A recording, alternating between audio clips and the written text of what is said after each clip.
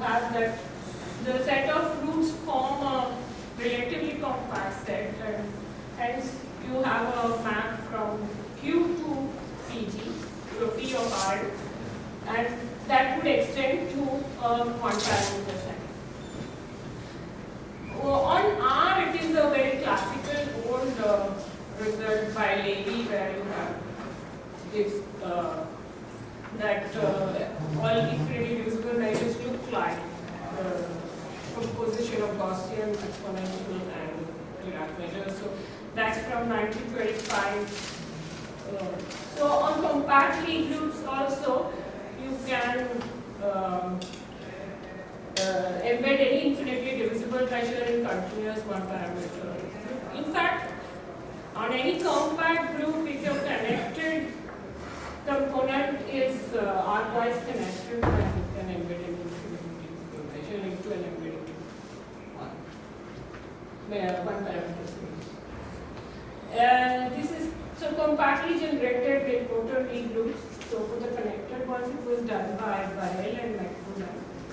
So McPruden, I really picked up these problems from Parthasarathy's paper on dyadic embedding on SL2C, and then he got interested and he did some work, and then I think that is where later. No? He had worked in Delporter groups, he had worked on his own before. No, Parthasarathy was at Manchester. Oh, Parthasarathy was at Manchester. Okay, sorry. So I missed out on the history. And on periodic Lie groups, periodic linear groups, you cannot get an embedding because it's totally disconnected. For example, on QP, every point is infinitely divisible but not embeddable. But however, you can shift that point to the identity and you can embed it. So here also, if you have an infinitely divisible measure, there is a shift by a point in the centralizer of the support of the measure, such that the shift of the measure would embed into continuous one-parameter group. Convolution semi-group, sorry. So now this is so on connected loop Lie group, most of the work is done by Dani and McPruden. And so on a connected Lie group, there was a paper by McPruden saying that if the support of mu is large, means if you take a closed subgroup generated by the support, then it's pole of G, then it is embeddable.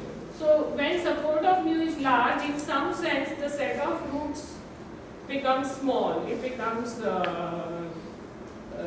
relatively compact. Set of roots and its powers, fractional powers of 2 becomes relatively compact.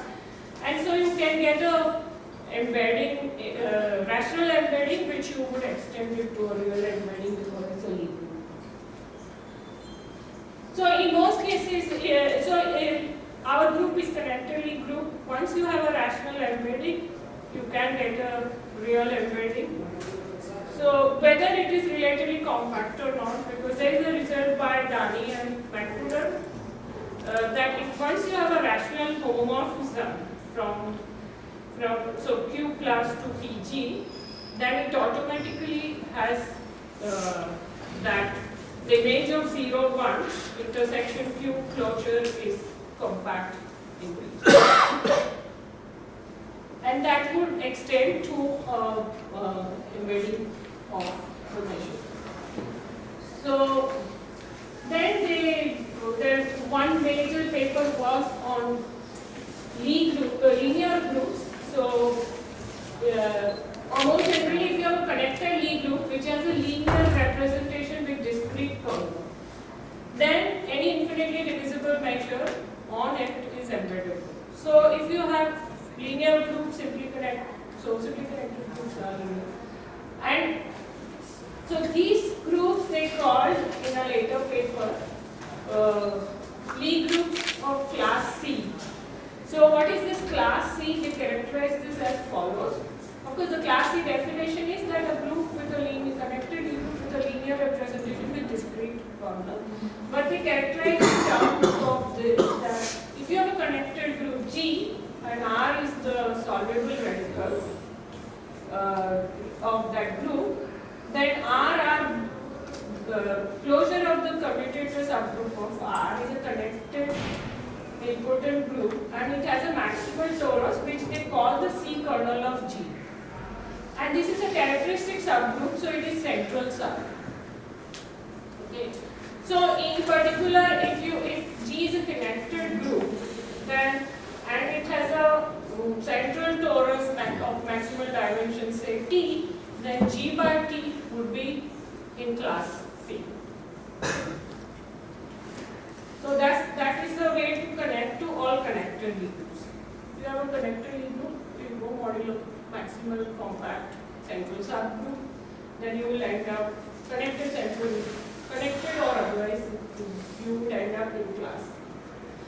So connected Lie group G is in class C if and only if the C kernel of G is trivial, and they prove embedding for these class C groups, all connected Lie groups in class. Okay. So in particular for a connected Lie group G, the quotient G by T is in class C, where T is the maximal connected central subgroup, as I have already mentioned. So every infinitely divisible measure on a connected Lie group G is embeddable if the C kernel of G is trivial. So in particular, if the group has a maximal connected central subgroup which is finite, then it is every infinitely divisible measure on this group is embedded. So since it is you are going modulo central subgroup,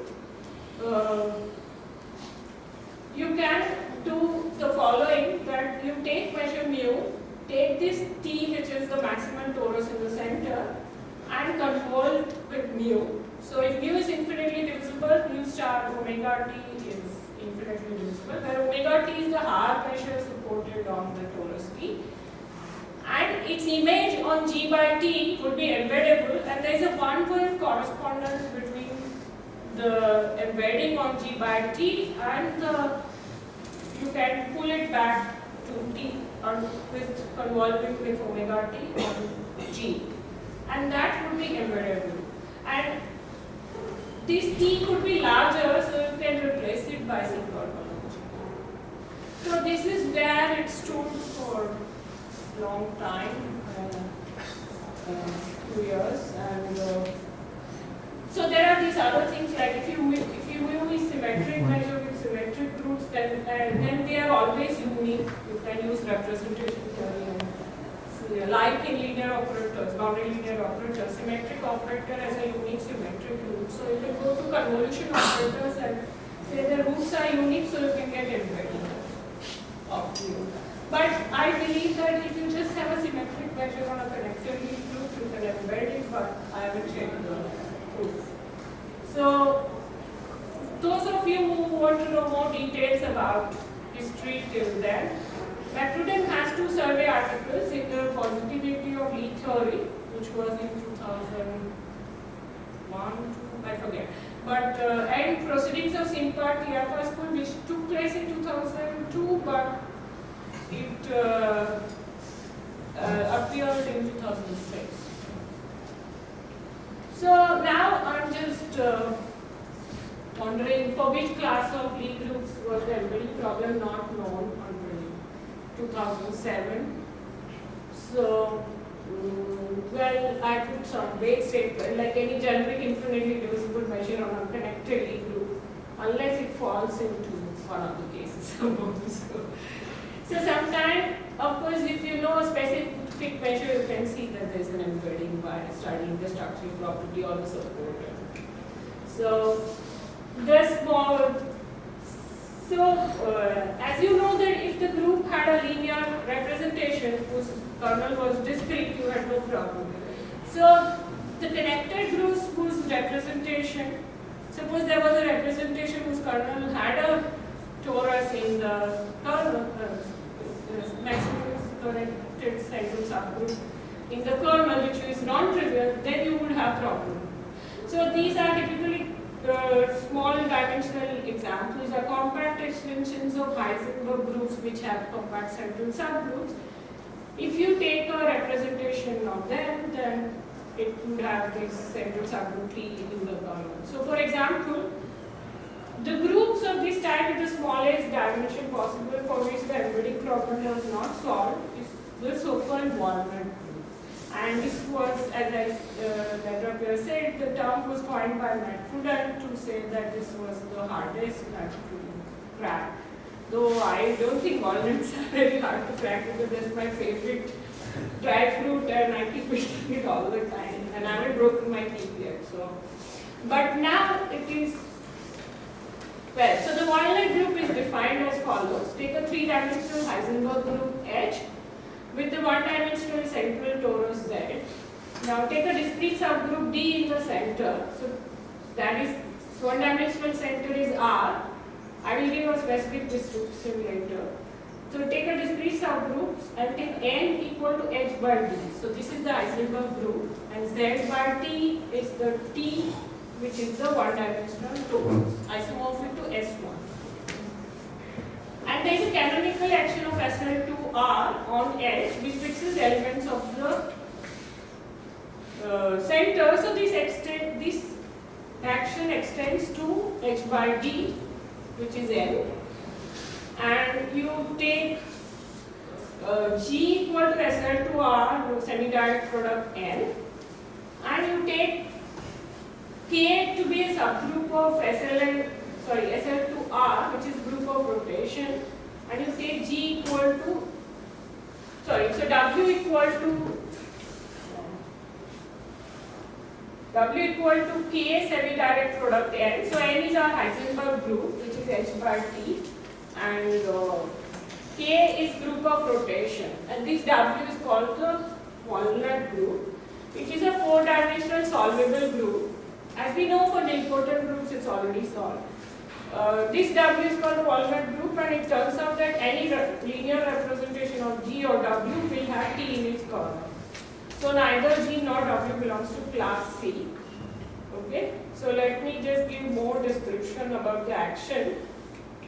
So here is the action of SL2R on ABC, which ABC is the 3 by 3 unipotent metric 1 ABC 01 D00.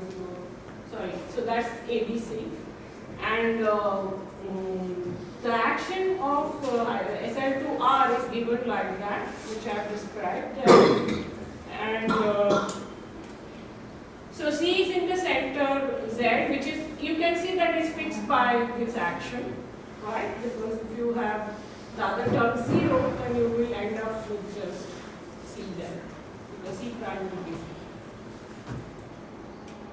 And in particular, the action of rotation group T theta ABC, which is cos theta minus sin theta cos theta, 2 by 2 matrix, is given with this T theta ABC is A cos theta B minus B sin theta and A sin theta. So, okay, this is the action. So, this is a specific description of the group which I told you. So, you are going to take this rotation group, semi-direct product, this N, which is H by D, which has a compact center. So this is the walnut group, and now the walnut is cracked, and this is the theorem. So if you are, let G be a semi-direct product of SL2R and N as equal, and if N is a closed subgroup, closed connected subgroup of G, then any infinitely divisible measure on N is embeddable in Pn. So means all the embedding lies on as probabilities on N. In particular, every infinitely divisible measure on walnut group is embeddable. This is a joint work with Dani and Givach, which appeared online on Mathematics Registered this year. And this is one more result that any infinitely divisible measure mu on a connected group is embeddable if the support of mu is contained in the nil radical of G, or if G mu by so G mu by commutator of G mu is compact. I should write a closure there which I forgot. So this is where it stands. So we have solve for all connected tree groups. But the one which was giving a lot of trouble has been solved, but we don't know beyond this. So I would quickly give a sketch of proof and some techniques that we use. So the idea is to find a set of roots in a relatively compact set. So once you have set of roots in a relatively compact set, you can construct rational embedding by taking successive images in compact sets, and it would be a homomorphism, and then it would extend to a real embedding because you are in a connected loop. So, but how do you find these roots in a relatively compact set? If you take set of all roots, it doesn't work because most of the time it's not relatively compact. Okay? So you go modulo certain things, or you go to first you go to a smaller subgroup and see roots which are there are. It should have all nth root there, and if they form a smaller set. Or if you take roots who modulo centralizer of support mu are relatively compact. So if you take a algebraic group, for example, then this is a result by Dani and Mancudel that the root set of mu. So root set is roots plus its fractional power up to mu. So root set of mu is relatively compact modulo the centralizer of support mu. What it means is this, that if you have lambda as sequence of root set, so root set is R of mu, which is lambda to the power n by n, lambda to the power n. So that lambda to the power n is mu, and you take 1 less than into m for all. So you take a root, take its powers up to mu, fractional powers, and then you just stop where mu is this. So this is called root set. So given any lambda belongs to R mu, well, the result is for factor set, but here we are only interested in roots which are factors. So if lambda is in R mu, then you can say that lambda I star delta xi is relatively compact for xi belongs to Z mu. What is Z mu? Z mu is a centralizer of support mu. Z mu is the centralizer of support.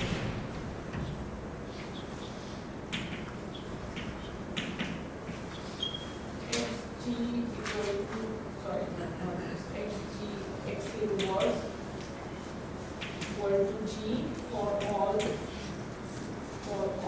G belongs to support. So what you get is that if the root sequence can be shifted by elements from centralizer of support mu such that it becomes relatively compact. Okay. Now what you do is you restrict to a particular subgroup L, which you construct in such a way that this root sequence, which is shifted by this centralizer of support mu, becomes actually a conjugate sequence of these roots. And this is very useful. This is done by Rani and Mancudel, because now when you have a conjugate sequence of roots, then that itself is a root. So if lambda to the power n is identity, is mu, then zi, lambda I, zi inverse to the power n is, I have written there, or have I not? Zi, lambda I to the power n, zi, which is zi mu, zi inverse, and that is mu. So you see, you had a relatively compact sequence which was shift of roots. You somehow made it become a root itself. So you have a sequence which is relatively compact, and that sequence of roots. So then you are done because you have a rational embedding. And then, so now you have this sorry, I read it again. So you have sequence of roots which is relatively compact, and that's how you can evaluate that view. So, but this is in a group which is algebraic. So our group is not algebraic, right? So what we do? So remember the walnut group, if you keep in mind, it has a representation. You go G to G mod T, that goes into an algebraic group. Okay, so if you had a group of rotation K semi-direct product L, and if I go modulo T, then I have K semi-direct product R2. So this is my algebraic group. This is a group of rotation, and we are in R2. So this is the algebraic group. So G mod T, so W mod T goes to K modulo R2, K semi-direct product R2, and is the central torus. So now I go back and I have the sequence xi lambda xi inverse, which is relatively compact because T is compact. So this is a pullback of the measures because my original roots are on W, so I can go and come back. But they belong to inverse image of centralizer of support of P. So that's not centralizer of mu. So I cannot do more here. So I have that, but if I take their image, then their image fall into the roots of P. But they are not roots, so what do I do then? So I want to somehow get rid of this xi by showing that xi modulo invariant subgroup of mu is relatively compact. So I have lambda to the power n is mu, and I have xi lambda xi inverse relatively compact. Okay. Now if I say that, if I can replace, if I show that xi modulo invariant group of mu is compact, what is this? This is invariant group of mu is x belongs to G, x mu, x inverse to G. Then I can replace this xi by elements of invariant group of mu. But then if I take, suppose they were in invariant group of mu, then xi lambda I to the power n xi inverse equal to your xi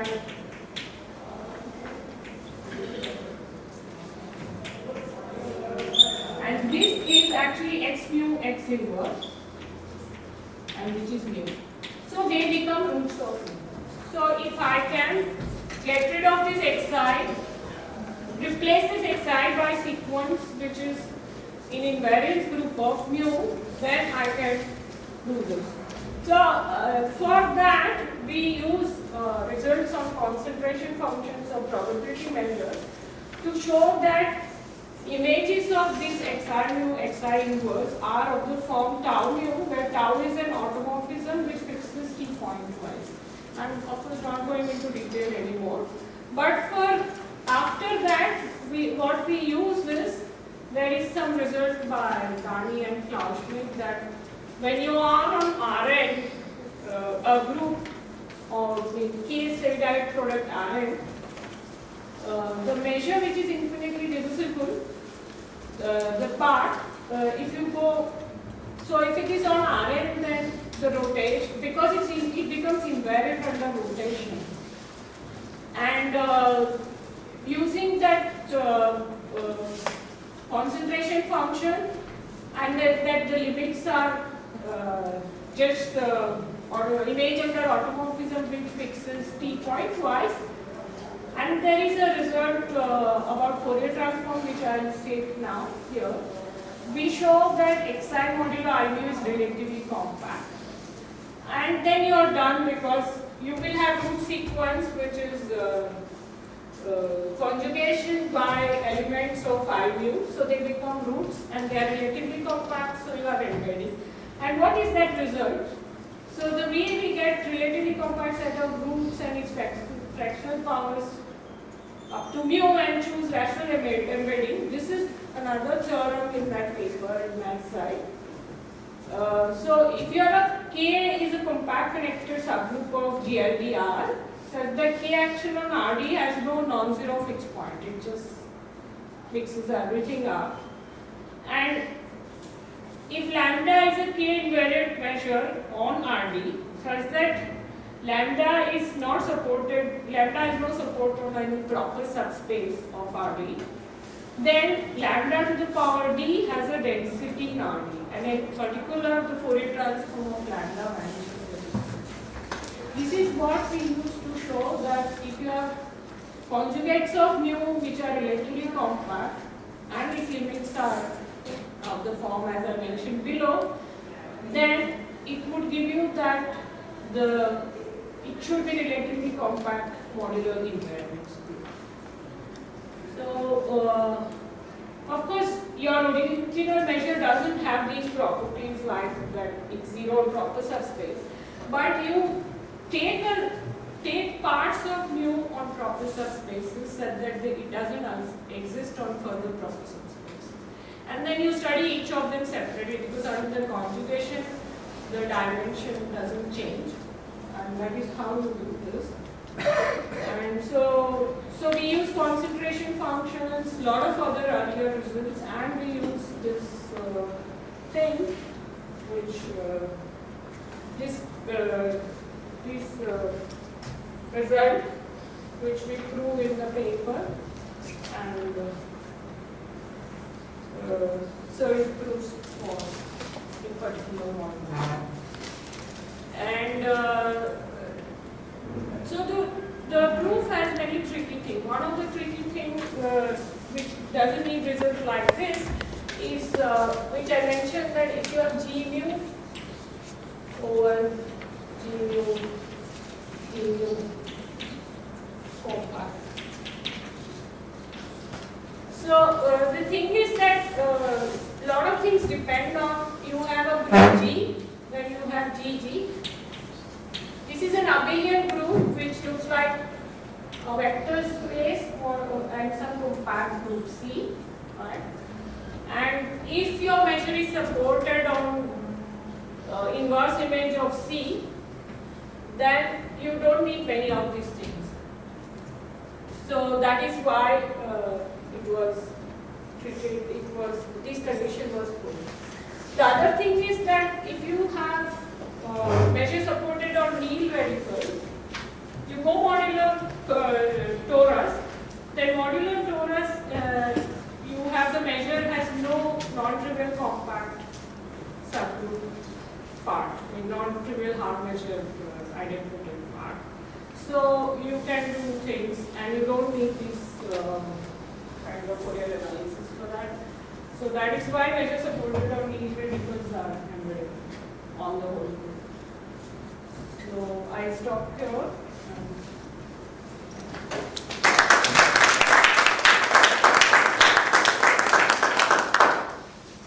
Are there any questions? Okay, so in that case, really I should present you with the preliminary. Thank you.